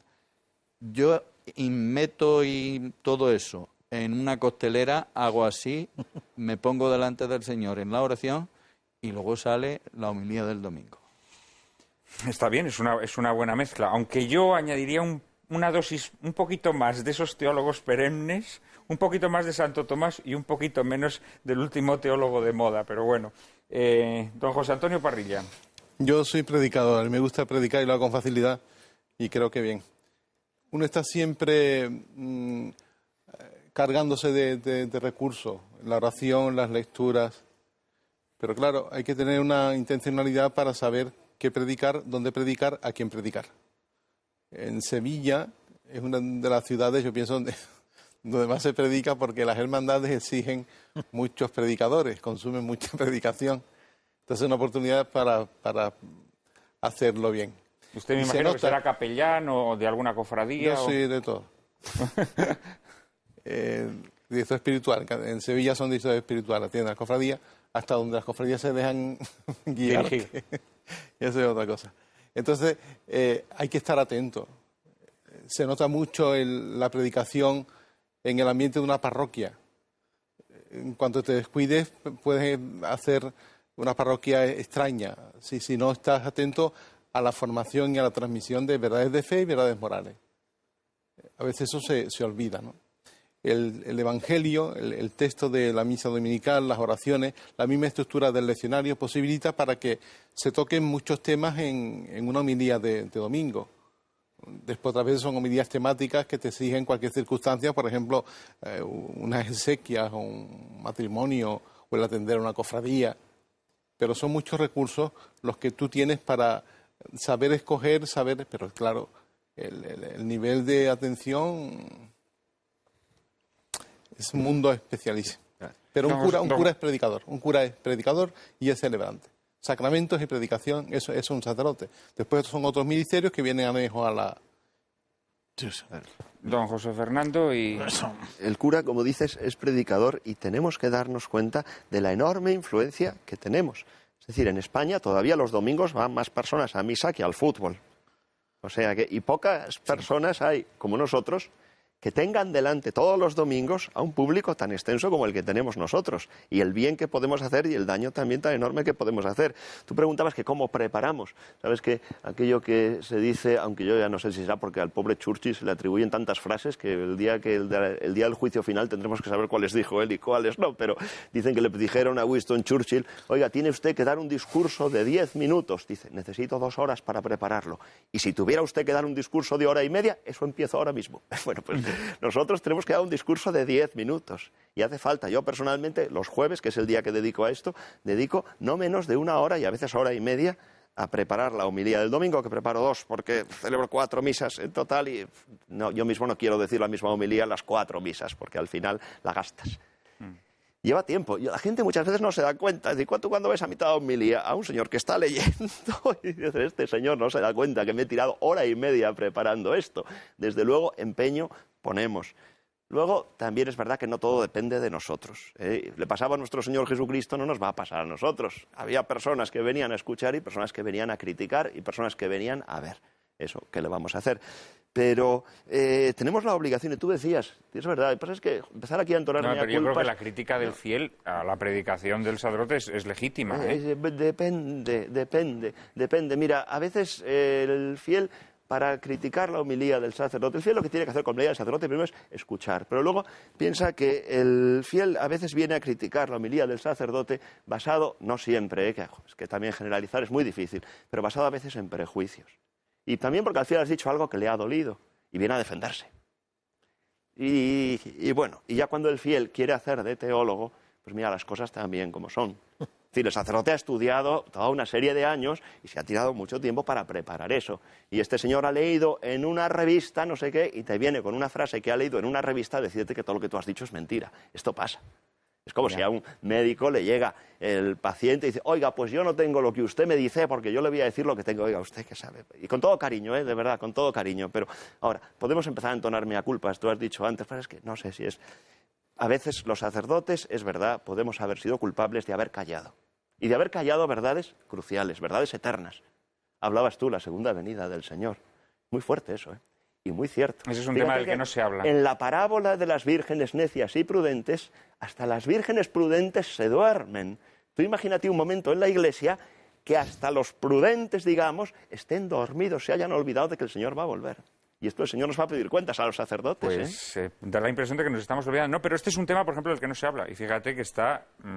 creo que es el penúltimo domingo del tiempo ordinario, el sermón escatológico de Jesús. Creo que si haces un sondeo entre los 4 sacerdotes que estamos aquí, a lo mejor resulta que sí Mira, hablamos. yo he escuchado muchas predicaciones de este fragmento del Evangelio y no se habla. Y todas, a lo largo del año litúrgico, hay muchísimas lecturas, ¿no?, de tema escatológico. No se habla, desde los púlpitos no se habla. Pues hay asuntos de los que no se habla. Seguimos con el mea culpa. A los sacerdotes a veces nos da miedo hablar de esta cosa. Nos da miedo hablar del infierno. Muchos sacerdotes nos da miedo hablar del infierno. Nos da miedo hablar del pecado o pronunciar las 2 palabras terribles, pecado mortal. Nos da miedo a veces incluso hablar del divorcio. También nos da miedo. Es verdad. Bueno, pues por lo menos si lo sabemos vamos a intentar vencer eso, ¿no? No, hombre, pero son miedos distintos porque si quieres, hay temas, yo qué sé, pues el divorcio es una realidad social muy dolorosa. Yo entiendo que un sacerdote lo toque con delicadeza. Con mucha delicadeza. Eso no quiere decir que no haya que tocarlo. Pero la segunda venida de Cristo no entiendo por qué ese reparo. Que puede ser antes de que acabe este programa ahora mismo. Evidentemente. Padre Verdoy. Sí, yo coincido también con don José Antonio. Me parece que hay que examinar las circunstancias, los auditorios, los momentos, los lugares, el tiempo climatológico y una serie de cosas. Entonces yo creo que hay que compenetrarse, digamos, esos elementos deben tenerse tenido en cuenta. Otro elemento que yo creo que hay que tener en cuenta, y después diré cómo preparo yo las homilías, es que si quieres hablar y comentar las 3 lecturas, ya vas mal. Yo prefiero centrarme siempre en el Evangelio y en todo lo que en las otras lecturas tenga que ver con la lectura evangélica. Entonces, cuando tú hablas de un solo tema, lo estructuras bien y tratas de relacionarlo en la medida en la que puedes, si tienes el mismo auditorio con lo que vienes predicando o comentando días anteriores y tienes un proyecto pedagógico y catequético en la cabeza, pues seguramente todo ocupa su lugar. Yo creo que es muy importante también en una homilía al menos pretender dos objetivos. Uno primero, enseñar, y otro segundo, mover a devoción. Y llamo mover a devoción, pues centrar a la persona en la celebración del misterio, meter a la gente en lo que se está celebrando, remover y dejar preguntas que se van a ir resolviendo poco a poco y que la celebración eucarística adquiera en el clímax de la comunión, de la consagración, de lo que se celebra, pues un nivel que normalmente si no haces esto bien, pues no se consigue. Pero yo creo que es muy importante enseñar y mover a devoción. Y para eso la liturgia ayuda mucho. Y después, bueno, yo creo que cada sacerdote pues tiene su forma particular de celebrar y sus rayados en la voz y sus emociones, y eso también ayuda mucho en la predicación. Vamos a dejarlo durante un minuto, y ya que el padre Verdoy ha hablado de liturgia, voy a preguntarle a nuestros invitados sobre el desparrame litúrgico que ha habido en las últimas décadas. Será en apenas un minuto.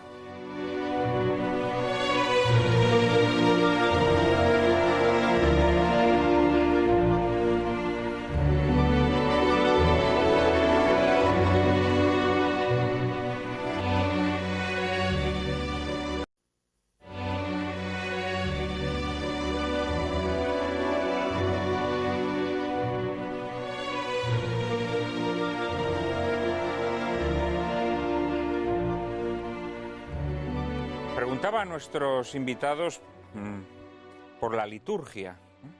El Papa Benedicto XVI, antes de ser Papa, aludió que uno de los graves problemas a los que se enfrentaba hoy la Iglesia era la devastación litúrgica. Él empleó esta expresión, ¿no? Y en su obra El espíritu de la liturgia, él nos habla de la necesidad de reconsiderar determinados excesos, ¿no?, que se han cometido en las décadas recientes. Por otra parte, estamos asistiendo a un momento en el que, bueno, por una parte, pues hay unas minorías muy minoritarias que defienden el retorno al rito antiguo de la misa, otras que se muestran absolutamente reacias o refractarias. Lo que sí parece es que sí hay una conciencia de que se han cometido excesos, ¿no? De que en las décadas pasadas sí se han cometido excesos, ¿no? Y sí parece que hay un intento, desde luego muy marcado por el Papa, de recuperar el decoro de la liturgia, ¿no? No sé cómo veis vosotros desde vuestras parroquias, desde vuestros puestos, este tema. ¿Quién empieza? Si A ver, yo, José Antonio Parrilla. José Antonio. Cuando se haga un excurso sobre la historia de la liturgia, habrá un capítulo especial a partir de Benedicto XVI. El motu proprio Summorum Pontificum, con el reconocimiento de que la misa tradicional nunca estuvo abolida, y el rehabilitarla, el restaurarla, eso es un hito de los años del posconcilio con la reforma litúrgica hasta Benedicto XVI y a partir de Benedicto XVI. Lo que no sabemos es cómo va a evolucionar esa iniciativa. Por una parte se recibe bien en todos los círculos tradicionalistas, que son en Europa muy fuertes. En España tienen muy poca presencia, desgraciadamente. En España no ha habido una conciencia de la tradición y se nota. El recuperar la liturgia antigua tiene un sentido actualmente, yo pienso que sí. No sé si alguno de nosotros, los presentes, ha celebrado la liturgia antigua antes de la Reforma. No. Pero es una distancia tremenda. Sospecho que no, que por edad no la veis. No. En conceptos de misa, de sacerdocio, de celebración, todo lo que es liturgia, la comparación es tremenda, es tremenda. Eso, ¿cómo se ha vivido? Yo pienso que es una parte de la crisis de la identidad sacerdotal, está vinculada a la crisis de la reforma litúrgica. ¿Tú crees que otras crisis que ha habido en la Iglesia tienen que ver con la reforma? Que van unidas. Eso, incluso la película se podía ver, ¿no? El concepto de sacerdote que celebra de esa forma esa liturgia es distinto al concepto de sacerdote que celebra la liturgia posconciliar. Y cómo los fieles reciben esa liturgia y qué entendimiento tienen del misterio al ver cómo se celebra. Eso es patente. Los fieles se dejan llevar. Es decir, la misa tradicional, cuando ocurre la reforma del Vaticano II, la gente la seguía muy bien, con los misales y tal. La facilidad de la lengua vernácula, de celebrar en la lengua común de los fieles, eso fue un impacto tremendo, ¿no? Con lo cual, la atención de los fieles hacia la liturgia se relajó mucho. Ya. En fin, son muchos temas. Pero no solamente es el cambio de idioma, porque son muchas cosas. No debemos pensar que el rito antiguo y el nuevo solo es el cambio de idioma. Es decir, la liturgia cambia mucho en muchos... Pero Benedicto XVI ha marcado un hito. Tendrá que hablarse de antes y después de Benedicto. Yo no sé cómo evolucionará, qué frutos tendrá su Morum Pontificum y la realización del culto de la misa tradicional, no sé. Pero habrá un antes y un después de Benedicto XVI. Don Tomás. Mi opinión sobre este aspecto tiene tres vertientes. Primera, partiendo de la reforma litúrgica del Concilio Vaticano II y todo lo que supuso ya no solo de la traducción a la lengua vernácula, al castellano, al español, al andaluz, al jaenero. Estos no son idiomas, ¿eh? No son idiomas, pero son dialectos locales que la gente le gusta que le diga cuántas son 2 y 2, pero en jaenero, que es un dialecto propio de aquella ciudad. Entonces, yo creo que eso ha tenido factores muy positivos. Yo pongo a una persona que para mí está en el cielo al lado de mi padre, que es mi madre. Mi madre es una persona educada en toda su vida en la misa en latín. Ella llevaba su misalito en lengua castellana y iba siguiendo la misa. Sí, cuando se la pusieron en bandeja en su propio idioma, me decía, esto es lo más importante, el mejor regalo que me han podido dar a mí como cristiana, hasta el último instante de su vida. Por lo tanto, el pueblo cristiano sencillo agradece la lengua castellana. Ese es el primer aspecto. Segundo aspecto, que ha habido desvíos en la liturgia conciliar en castellano, por supuesto. Desde que el cura empieza por quitarse la casulla, por quitarse incluso cuando hace calor el quedarse con la estola y no se pone ni el alba a veces porque hace también mucho calor, pues entonces por Andalucía decimos un refrán que dice en el tiempo de los melones, abajo los sermones. Y entonces, hombre, si te pones a devaluar tanto la misa, tú mismo eres el que estás contribuyendo a que los participantes te traten como un don nadie y además los estás deseducando cristianamente hablando, litúrgicamente hablando y eclesialmente hablando. Y luego está la vertiente de la gente que incluso hace alarde de esos y vende estos extremos. Por ejemplo, en San Carlos Borromeo, aquí en Madrid. Aquí en Madrid sabemos que determinados personajes de la élite política local y nacional pues van a San Carlos Borromeo a comulgar, en vez de con pan, pues con bizcocho, y que allí pues van, y lo dicen por escrito en los portales digitales, que no solo van gente cristiana, sino que van musulmanes, que van de otras confesiones religiosas, y entonces, oiga, eso está haciendo más daño en el pueblo fiel, sencillo y corriente de nuestros pueblos, de nuestras parroquias. Porque si va don fulano de tal, que viene por aquí, por los estudios de televisión y se le hace una entrevista, o incluso ataca a esta emisora y canal de Intereconomía Televisión, diciendo que estos son los cavernícolas, que estos son hasta la caverna mediática. Oiga usted, que el único medio Pues que... luego comulga una empanada de bonito y se queda tan ancho. Ahí está. Entonces, si luego llega algún cardenal amigo y se echa una foto con él y sale en la prensa, pues claro, así nos va. Así nos va.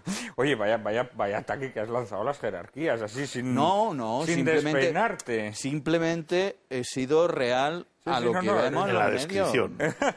Has descrito los hechos, en efecto. Padre Verdoy. Yo creo que nosotros necesitamos, y la Iglesia nuestra necesita, explicar los signos litúrgicos, empezando por los sacerdotes que a veces no los conocemos. Es decir, el símbolo, el significado, su lugar dentro de la liturgia y lo que eso tiene de peso y de función. Y deberíamos hacer esto como el comer. Y yo creo que toda la renovación litúrgica que comienza en los años 30 del siglo pasado, con los benedictinos, Don Guarenger y otras escuelas benedictinas, a mí me parece que estos hombres marcaron el rumbo de la liturgia del siglo XIX y del siglo XX, y que de ese rumbo nosotros deberíamos aprender al menos 3 cosas que entonces tuvieron. Una primera, que en parte se ha perdido, es lo mistérico, el misterio. Ir a una celebración litúrgica es entrar en el misterio, dejarte introducir en el misterio, participar del misterio y vivir del misterio.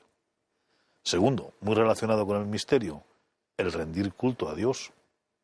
Y para eso, pues, sacamos los mejores ornamentos, tenemos la iglesia limpia, hay luces, hay velas, hay una serie de ritos que dignifican.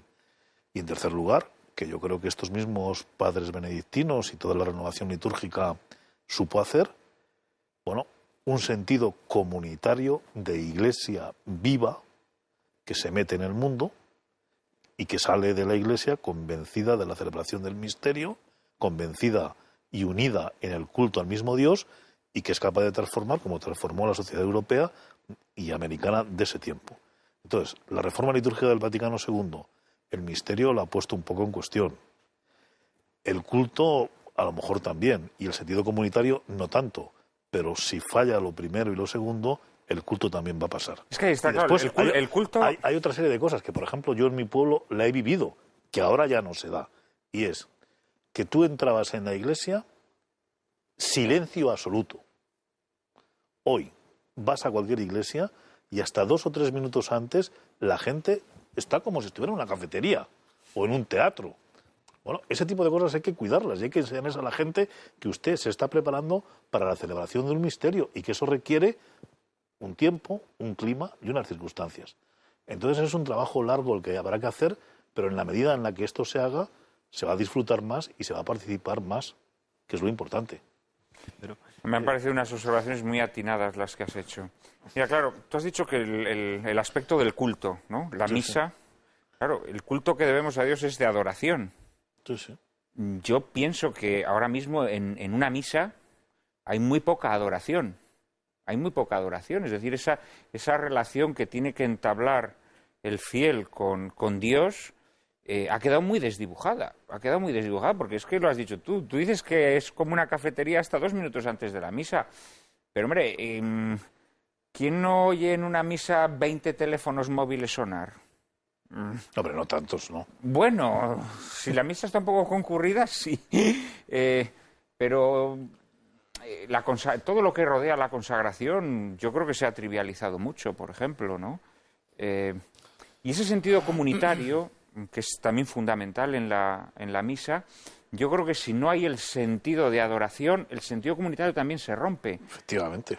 Porque la comunidad nace de ese acto de ese culto. Y cuando ese culto se relativiza, se difumina, se banaliza, me han parecido observaciones muy interesantes las que has hecho, José Fernando. Tienes razón, padre Verdoy, que no puedes introducirte en el misterio si en mitad de la consagración empieza a sonar un móvil con la música de Lady Gaga. Pues entonces ahí el misterio me parece que se va a paseo. Pero todo esto viene de donde viene. Hay una fecha crucial y desastrosa, que coincide con la reforma litúrgica, pero solo coincide con ella, no es la reforma litúrgica, que es el posconcilio.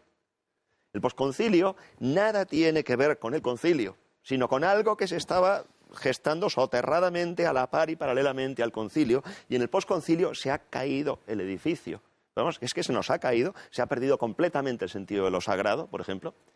En la liturgia, de repente, surge un término que es creatividad litúrgica, así lo llaman, falso, porque entienden como creatividad romper con todas las normas y que el sacerdote... Esa es una de las cosas más terribles y más desagradables. Terrible. Es decir, el cura que mete morcillas Ahí en la estamos. liturgia. El O sea, cura- que de repente se siente, Pero que se siente inventa, creativo, pero que se siente piensa- creativo y empieza a meter ahí unas cosas. Pero ¿qué dice? Pero que piensa, ¿Pero qué dice? Claro, pero que piensa que las normas litúrgicas le están coartando su creatividad. O sea, tú supones, esto llevado a otro terreno, que un futbolista pensara que el reglamento del fútbol le coarta su creatividad y que él quiere cogerla con la mano y claro. eso está destrozando el juego, ¿no? Bueno, pues todo esto ha pasado en el posconcilio. Se ha perdido el sentido de lo sagrado. La gente entra a la iglesia como entra en el Mercadona. También es verdad, de nuevo el mea culpa, es que ahora construimos iglesias que parecen garajes. Algunas de ellas no inspiran ningún temor de Dios. Otra cosa de la que no se habla, por cierto, el temor de Dios. Si tú construyes una iglesia que parece un garaje, la primera parroquia en la que yo estuve era un patio interior de un edificio, simplemente cubierto con unas losetas de cristal arriba. Claro, la gente tendía la ropa en los pisos de arriba y tú en la plegaria 1, cuando levantabas la cabeza diciendo y elevando los ojos al cielo, veías la ropa interior de la señora que se le había caído encima de las losetas de la iglesia. No veas tú la devoción que te daba, ¿no?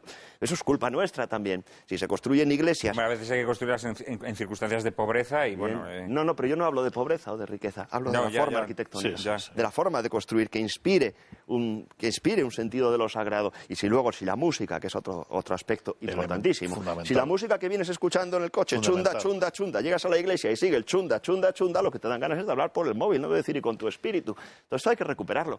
Pero hay una verdad clave que tenemos que saber. Los sacerdotes no somos dueños de la liturgia. Es un robo sacrílego cuando el sacerdote se cree dueño de la liturgia. El sacerdote tiene que ser, así nos lo dijo Juan Pablo II y nos lo dice Benedicto XVI, tiene que ser servidor de la liturgia y no puede negarle al pueblo fiel el derecho de una liturgia tal y como nos la da la Santa Iglesia, ¿no?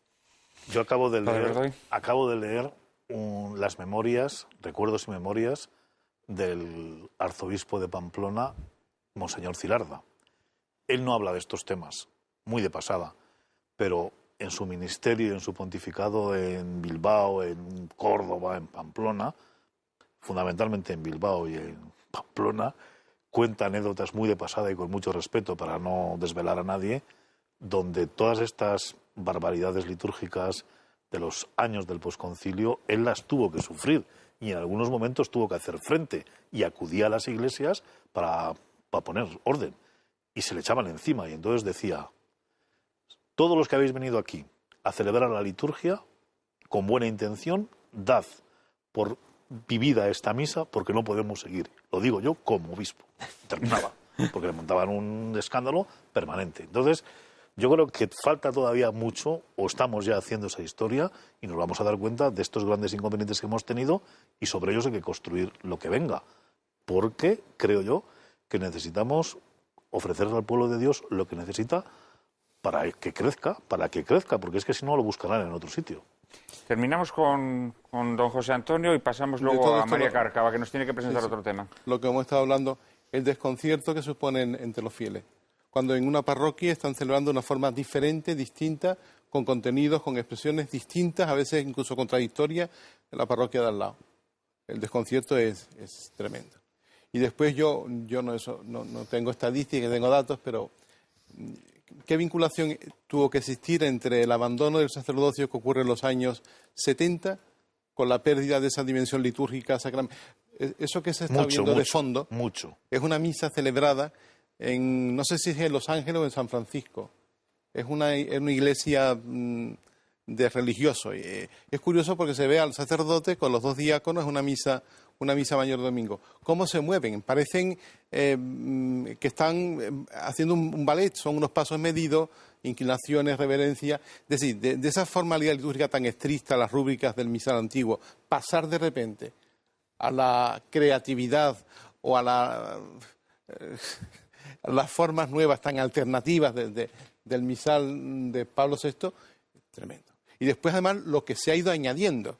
Entonces, además, yo es que creo que ese es el problema, es decir, ya no...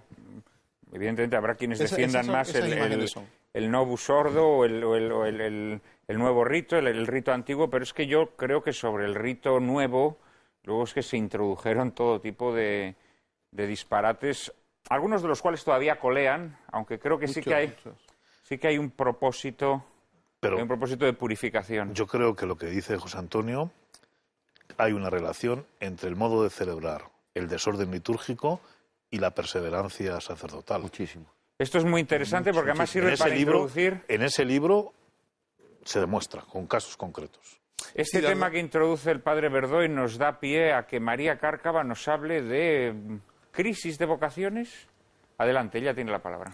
El último anuario estadístico de la Iglesia, en el que se recogían datos referidos a 2009, apreciaba una ligera tendencia mundial al alza del número de sacerdotes. Por primera vez en 10 años, el número de sacerdotes en el mundo registraba un aumento todavía pequeño, si se quiere, del 1,4%, pero aumento al fin y al cabo. Y al mismo tiempo observaba un decrecimiento en el número de abandonos, que había sido un fenómeno grave en épocas anteriores. Pero las estadísticas recogidas en el anuario confirmaban también un desequilibrio continental en la vitalidad de la Iglesia. Al espectacular aumento del 38% en los sacerdotes africanos y del 30% en los asiáticos se contraponía un descenso notorio del 9% tanto en Europa como en Norteamérica, que se acentuaba todavía más en el seno de las órdenes religiosas. El número de sacerdotes católicos en el mundo en 2009 alcanzó los 410.593, de los cuales 275.542 pertenecen al clero diocesano, que aumentó en 2009 un 4%, y el resto al clero religioso, que descendió en este mismo año un 3,4%. En lo que se refiere concretamente a España, según cifras aportadas por la Conferencia Episcopal, el número de seminaristas que hay actualmente en España es de 2.519, 1.227 en seminarios mayores y 1.292 en seminarios menores, lo que supone un leve descenso del 3,2% respecto al curso anterior. Pero el número de seminaristas ordenados en España ha crecido un 14,9% en el último año. La caída de las vocaciones parece estar frenando, pero no se ha detenido aún. Entre las causas de la crisis vocacional suele destacarse la brutal secularización de nuestra sociedad, la falta de transmisión de la fe en la familia y la esperpéntica imagen que transmiten los medios de comunicación de sacerdotes y religiosos. No todas las causas de la crisis de vocaciones sacerdotales radican, sin embargo, extramuros de la Iglesia, pues como nos ha recordado recientemente Benedicto XVI, los peores enemigos de la Iglesia están con frecuencia dentro. A la purificación de la vida sacerdotal ha dedicado especial atención nuestro Papa, quien ha exigido a obispos y rectores de seminarios que extremen su celo en el escrutinio de las vocaciones sacerdotales para evitar escándalos tan dañinos como los que recientemente han saltado a los medios de comunicación. Sin duda, las actitudes permisivas de épocas recientes en el escrutinio de vocaciones han contribuido a apagar la llama que el Espíritu suscita en el corazón de muchos jóvenes. Y cabe preguntarse si la llamada primavera del concilio no ha contribuido también, con su empacho de novedades y su obsesión de ayornamiento, al desengaño y enfriamiento de muchas vocaciones, a la pérdida del sentido de muchos carismas originarios, a la adulteración de la vocación religiosa, sustituida en muchos casos por un desnortado activismo social. Si la sal se vuelve sosa, ¿quién podrá salar el mundo?, leemos en el Evangelio. Y nosotros preguntamos a nuestros invitados cómo devolver a la sal de la vocación sacerdotal su sabor sabroso y originario, cómo afrontar el invierno de vocaciones que estamos padeciendo.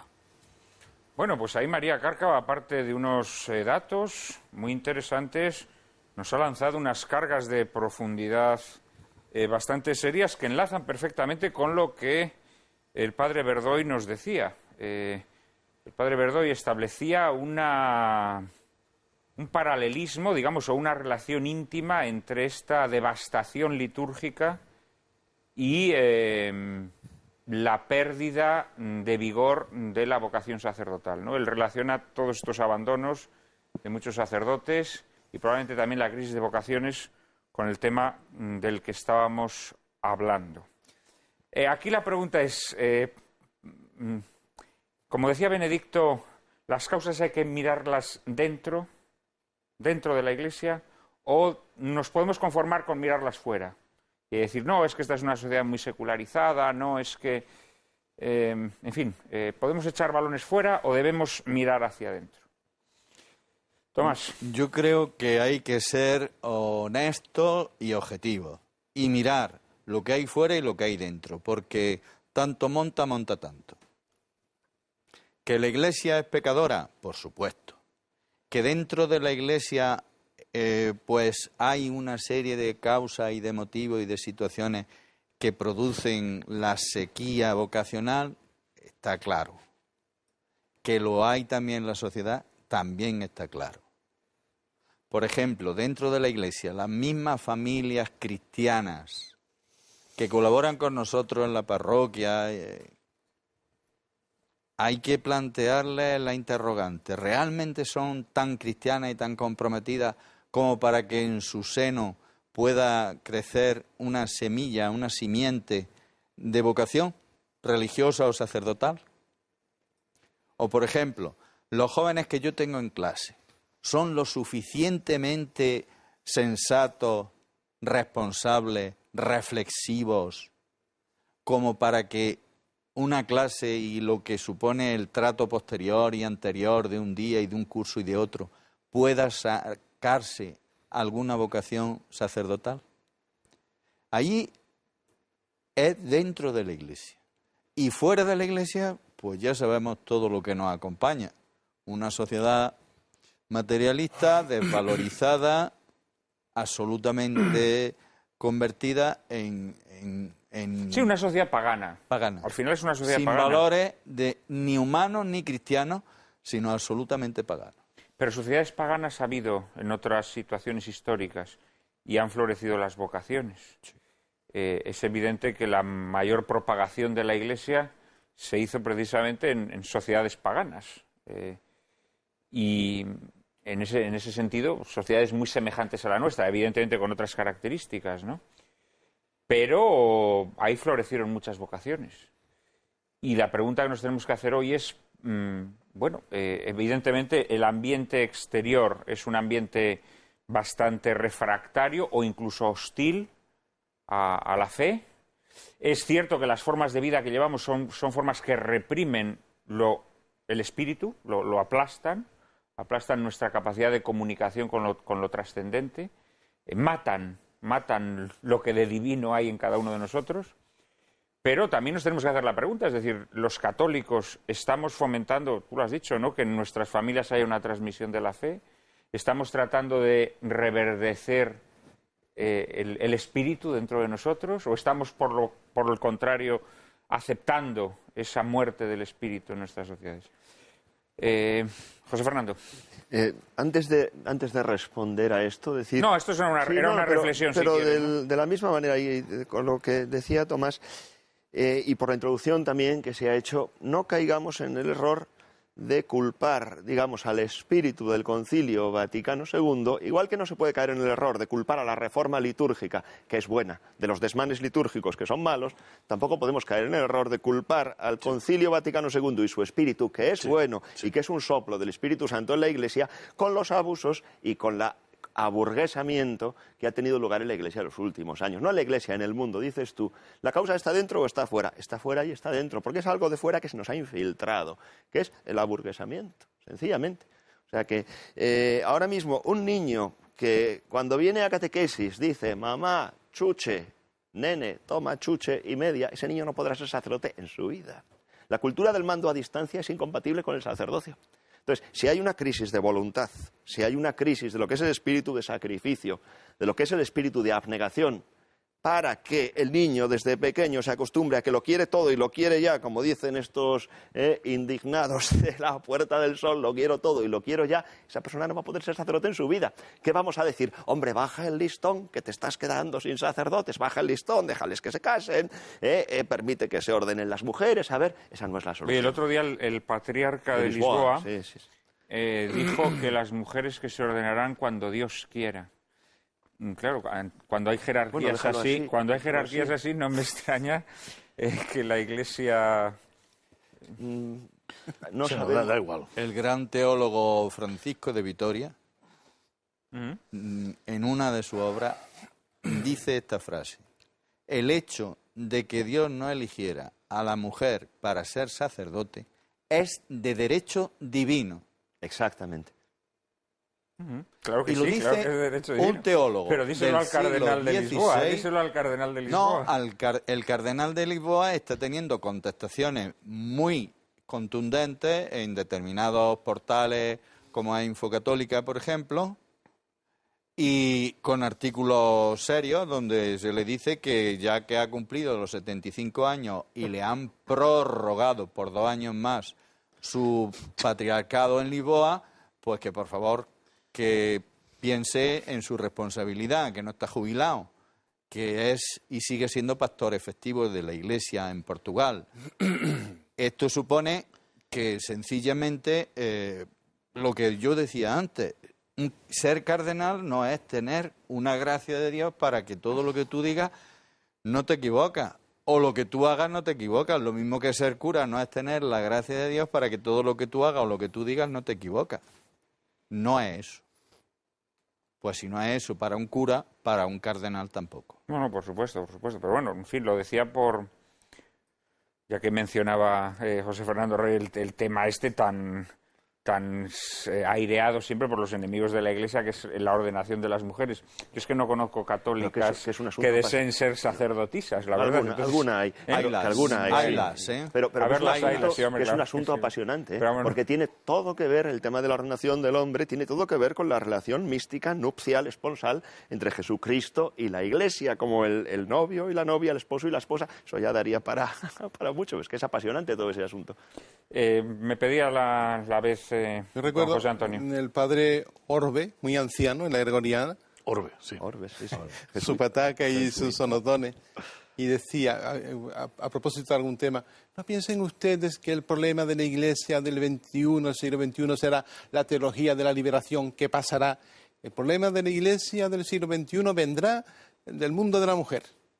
Y tenía en cuenta todos estos conceptos, un hombre con una perspicacia y una visión. ¿Decía esto Orbe? Sí, el padre Orbe. Sí, lo he conocido yo en su ancianidad ya de unos meses antes de morir. Off récord, ¿no? En clase, y es un hombre que era clarividente. Pero yo creo que lo decía por Leire Pajín, sobre todo. Porque...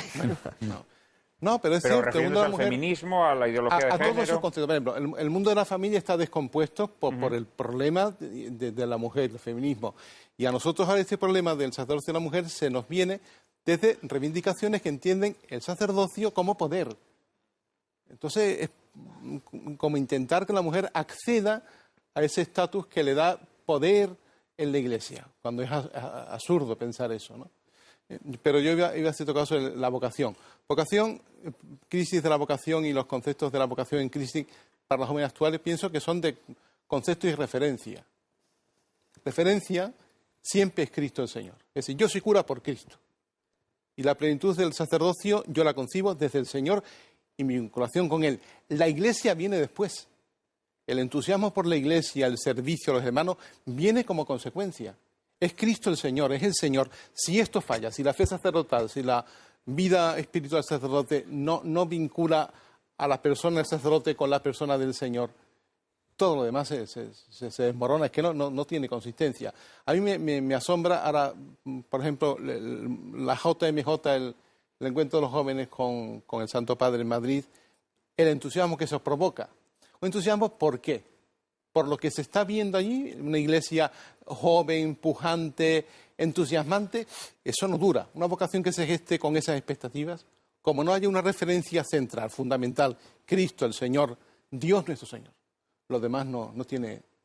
Y claro, muchas vocaciones juveniles crecen o se forman un ambiente de... No tiene consistencia. ¿Te refieres a un emotivismo, a un...?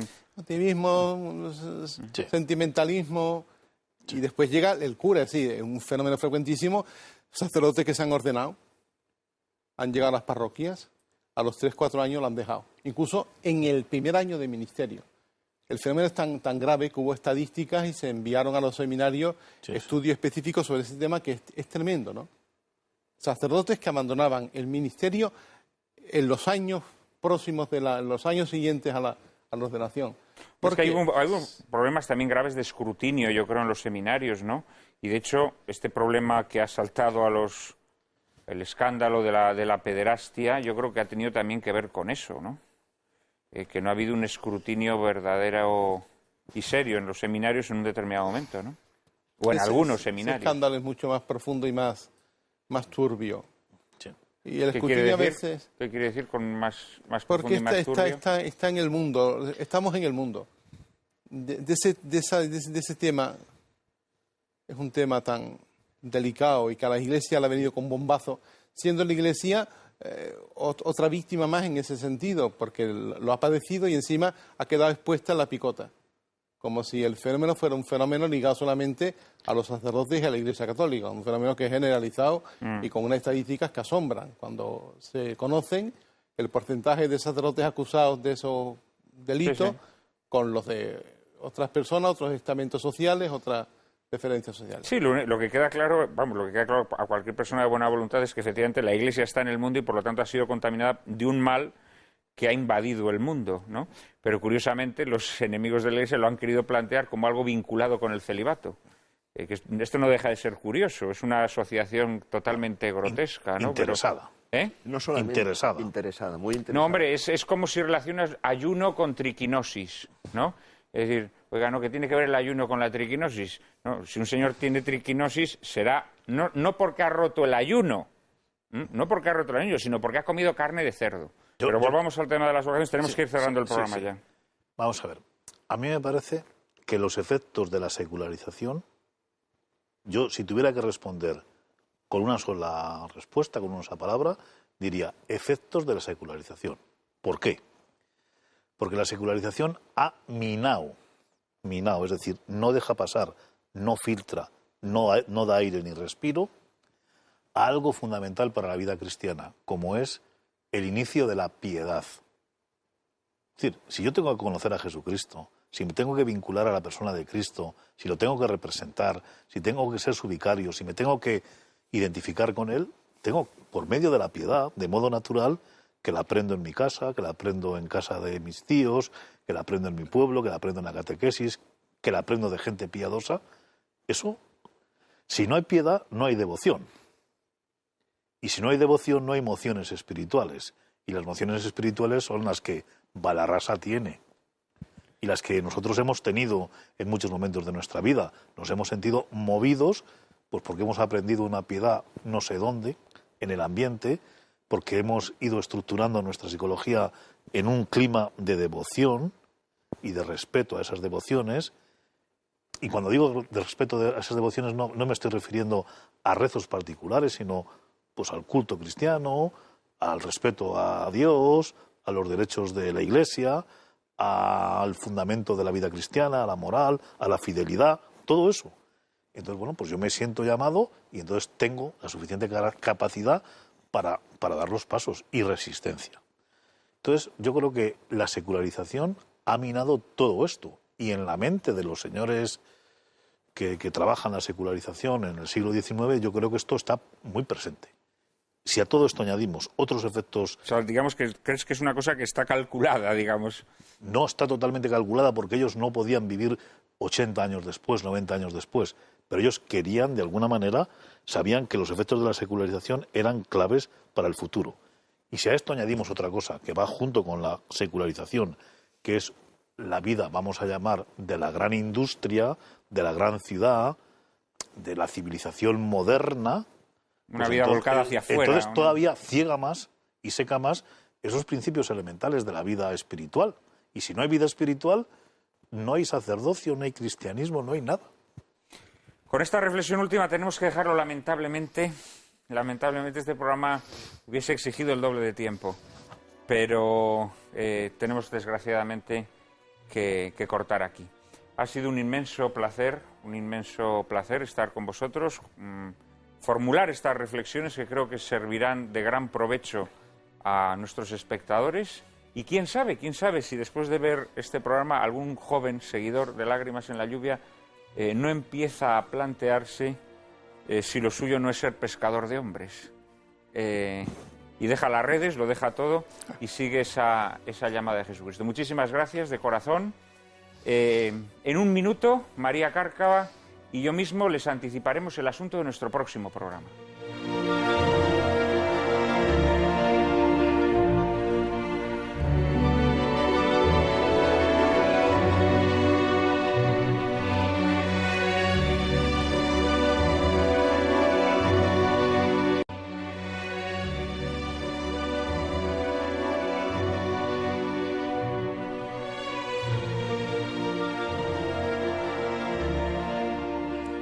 Yo he de reconocer, Cárcava, que en algún momento de mi adolescencia sí pensé seriamente esto del sacerdocio.